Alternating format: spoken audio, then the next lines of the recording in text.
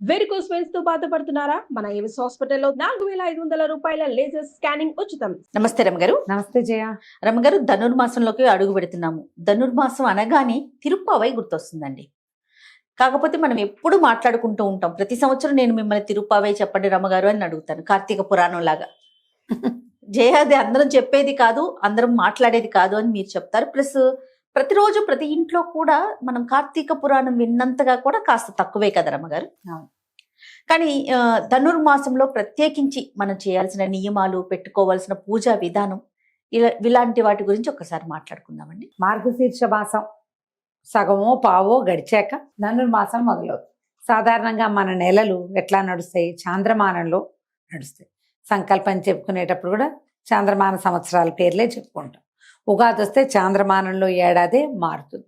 చంద్రుడి నడకతోటి మన కథ నడుస్తూ ఉంటుంది. అయితే మన కథలో మనతో పాటే ఉండే సూర్యుడు ఆయన నడక ఆయన నడుచుకుంటూ ఉంటాడు. ఓకే. చంద్రుడు ఏ నక్షత్రంతో కూడి ఉంటాడో పౌర్ణమి నాడు ఆ నక్షత్రపు పేరుని ఆ మాసానికి ఇస్తారు. మృగశీర్ష నక్షత్రంతో కలిసి ఉంటాడు కాబట్టి ఇది మార్గశీర్షం మాసం అన్నమాట. ఇట్లా ప్రతి మాసానికి చంద్రుడు తార కలిసి ఉన్న దాన్ని బట్టి మాసాలకి పేర్లు వస్తాయి. చంద్రుడి నడక ఉంది, సూర్యుడి నడక కూడా ఉంది కదా.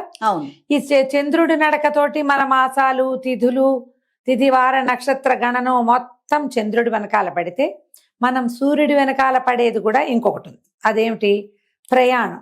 సూర్యుడి నడక ఉత్తరాయణ దక్షిణాయనాలు, 2 అయనాలుగా అంటే 2 నడకలుగా సూర్యుడి నడకని విభజించారు. ఇది సంవత్సరంలో 6 నెలలు ఉత్తరాయణం, 6 నెలలు దక్షిణాయనంగా కనపడుతుంది.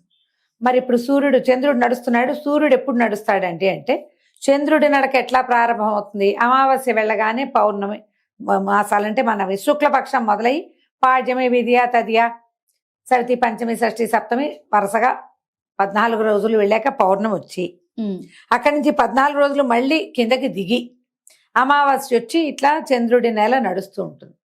సూర్యుడి నెల ఎలా మారుతాడు? ఆయన ఈ 12 నెలల్లోనూ 12 గ్రహాల్లోకి సంక్రమణం చెందుతాడు. ఓకే. సూర్యుడు గ్రహరాశిని ఈ గ్రహం నుంచి 2వ గ్రహంలోకి మారటాన్ని సంక్రమణము అంటారు. చంద్రుడిది మామూలు నడక. అవును అవును. సూర్యుడిది ప్రత్యేక నడక. ఈ ప్రత్యేక నడక వల్ల ఏమవుతుంది? ప్రతి మాసంలోనూ కొంత సమయం గడిచిపోయాక, చంద్రుడి నడక గడిచిపోయాక సూర్యుడికి నడక గతి మార్చుకుంటూ వెళ్తాడు. మొత్తం 12 రాసులు, 12 రాసులు కదా మనకి. 12 నెలలు. ఇంగ్లీష్ పైన తెలుగు పైన 12గా మాసాలు. కొంచెం రోజులు హెచ్చు తగ్గు అవుతాయి. ఈ నెలలో ఏమవుతుంది? నెల మధ్యలోకి వచ్చేసరికల్లా అటు ఇటుగా సూర్యుడు ఏం చేస్తాడు? 2వ గ్రహ స్థితిలోకి 2వ గ్రహంలోకి మారతాడు. మారేసరికల్లా దీన్ని సంక్రమణంగా చెప్తూ, ఈ సంక్రమణంలో కూడా కొన్ని ప్రత్యేక విధులు నిర్వహించేవాళ్ళు పూర్వకాలంలో.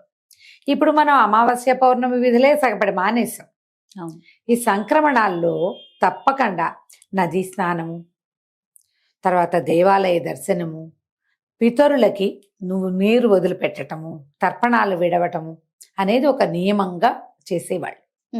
ఇప్పుడు కూడా కొందరు పెద్దలు అంటే మంచి జ్ఞానవంతులైన వాళ్ళు, పురాతన సంప్రదాయాలు విడవకుండా ఉన్నవాళ్ళు సంక్రమణంలో తర్పణాలు విడుస్తారు, పితరులకి ఆహారము అని.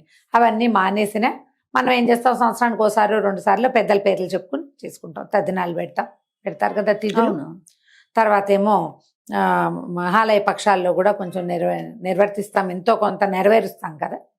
ఈ సంక్రమణం ప్రత్యేకం ఏంటంటే, ఈ సంక్రమణం చెందినప్పుడు ఈ కొన్ని ప్రత్యేక రాసుల్లో ప్రత్యేక రాసుల్లో విశేషమైన నడక కనపడుతుంది. అది ఉత్తరాయణము దక్షిణాయనము 2 అయనాలు ఉన్నాయి కదా. సూర్యుడు మకర రాశి సంక్రమణం జరిగినప్పుడు ఉత్తరాయణ పుణ్యకాలం మొదలవుతుంది. మకర సంక్రాంతిగా చెప్పుకుంటాం. అవును అవును. అక్కడి నుంచి 6 నెలల పాటు ఉత్తరాయణమే నడుస్తుంది. 6 నెలలు అయ్యాక ఇంచుమించు జ్యేష్ఠాషాఢాలలో మళ్ళీ మారతాడు. అప్పుడు దక్షిణాయనం వచ్చేస్తుంది. ఈ అయనము అంటే సూర్యుడు తూర్పు నుంచి మనకి పైకి వస్తాడు. తూర్పునే కదా ఉదయిస్తాడు.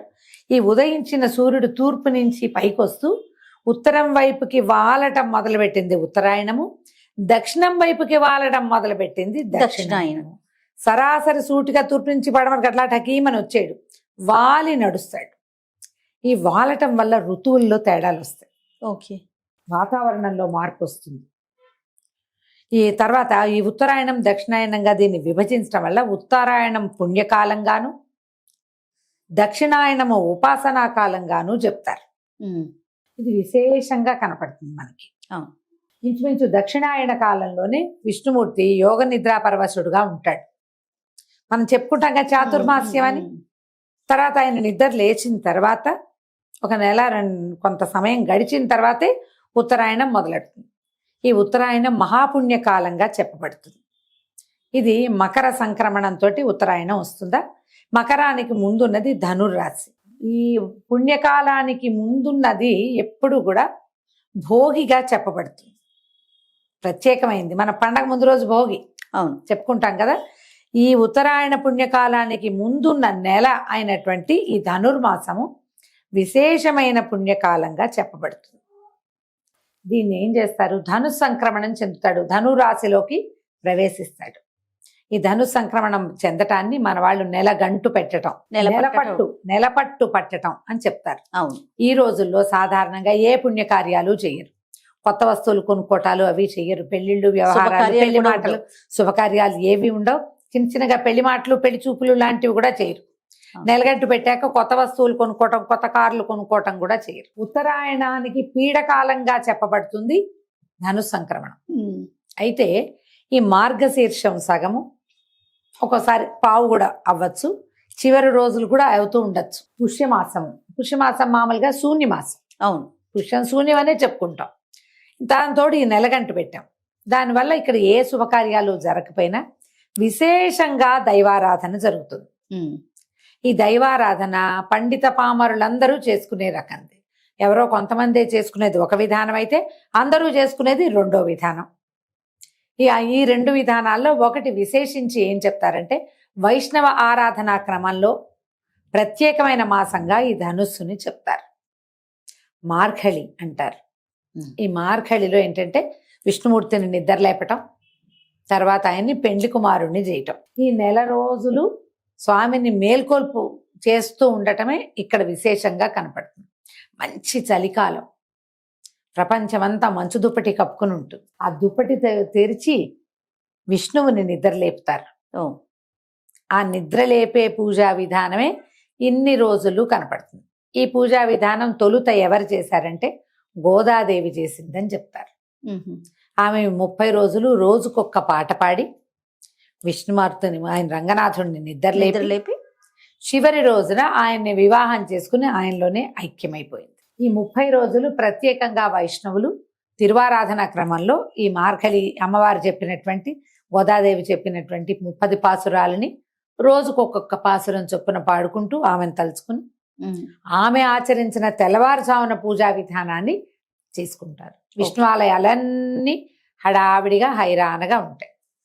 ఇప్పుడు మనం ఏం చేయాలి, వాళ్ళకి వచ్చు ఈ ద్రవిడ భాషలో ఉన్నటువంటి పాసురాలు తిరుప్పావైని చదువుకుంటారు. పావై అంటే పాట, తిరుప్పావై అంటే శ్రీగీతం, పవిత్రమైన పాట.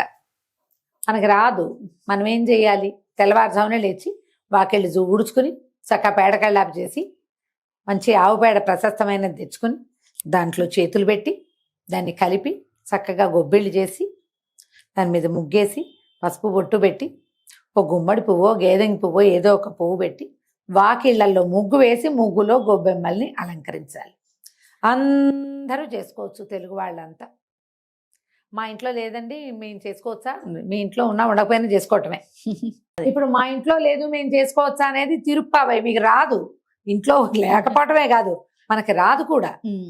కానీ అందరూ ఆచరించదగినది ఏంటంటే ఈ వాకిళ్ళు శుభ్రం చేసుకోవటం, తెల్లవారుజామునే పాచిమొహాలతోటే స్నానం చేయక్కర్లా, నిద్ర లేవటం, వాకిళ్ళు చేసుకోవటం, ముగ్గేసుకోవటం, చక్కగా గొబ్బెమ్మలు చేసి పెట్టడం.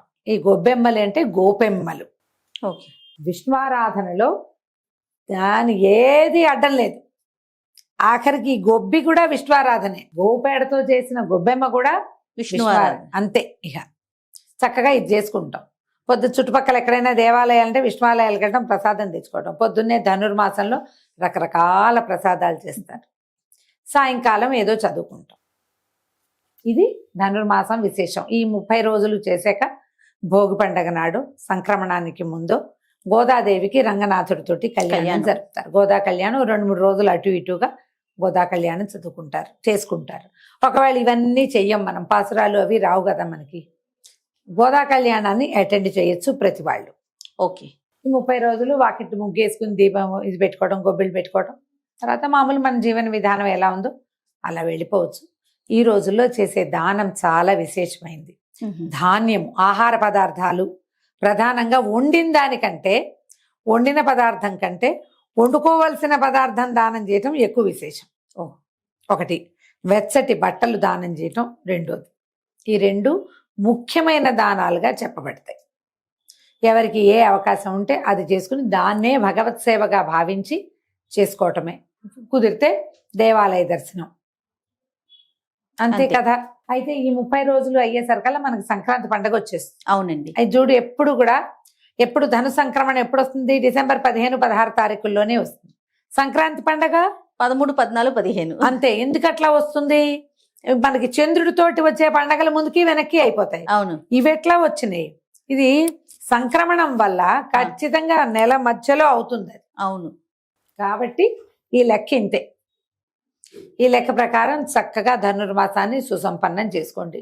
చేయగలిగినంత విష్ణువారాధన చేయండి. తప్పకుండా. నారాయణ సేవ కుదరకపోతే నరసేవైనా చేయండి. అద్భుతమైన మాట ఇది. అదైనా చేసుకున్నా కూడా మంచిది. ఏదో స్వెటర్లు కొనుక్కున్నాం, ఇంకో 2 స్వెటర్లు కొని ఎవరికైనా ఇవ్వండి, తలకు కట్టుకునే ఇవ్వండి, మంకీ క్యాపులు కొని పెట్టండి అందరికి. ఏ సాక్సో మేజోళ్ళలో సాక్సులు చేతులకు వేసుకునేవో కొని పెట్టండి. దారిలో పిల్లలు కనపడతారు, పాపం స్వెటర్లు చలికి వణుకుతుంటారు, వాళ్ళకి ఏమైనా ఇవ్వండి. వేడి కలిగించే పదార్థాలు దానం చేయటం, నువ్వులు లాంటివి కూడా, అవన్నీ కూడా మంచిది. ఎవరికి ఏ అవకాశం ఉంటే అది చేసుకోవచ్చు. తప్పకుండా రమ్మగారు. నమస్తే. నమస్తే జయ.